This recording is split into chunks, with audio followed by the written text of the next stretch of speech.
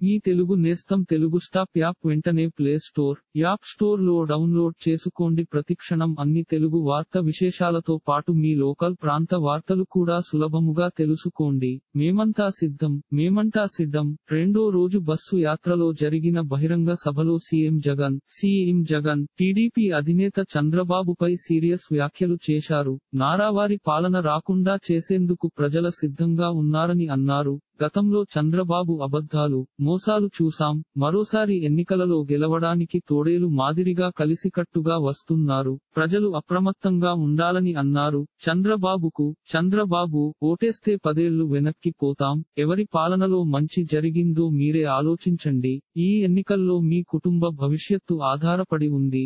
గడిచిన 58 నెలలలో ప్రతి ఇంటి తలుపు తట్టి సంక్షేమ అందించామని సీఎం జగన్ వ్యాఖ్యానించారు. లంచాలు వివక్ష లేని పాలన అందించాం. గతంలో పిల్లల చదువు కోసం ఎవరు పట్టించుకోలేదు. నాడు నేడుతో ప్రభుత్వ రూపురేఖలు మార్చాం. విద్యార్థులకు ఇంగ్లీష్ మీడియం విద్యాబోధన ప్రవేశపెట్టాం.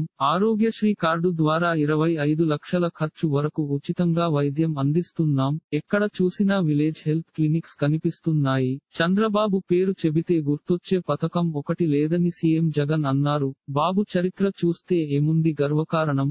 బాబు పార్టీ కార్యకర్తలు చెప్పుకునేందుకు ఏమున్నది గర్వకారణం. బాబు కూటమి చరిత్ర చూస్తే ఏమున్నది గర్వకారణం. అందరూ ఆలోచన చేయాలి. వీరు ఈ రాష్ట్రానికి ఏం మంచి చేశారని మళ్లీ మన ముందుకు వస్తున్నారు.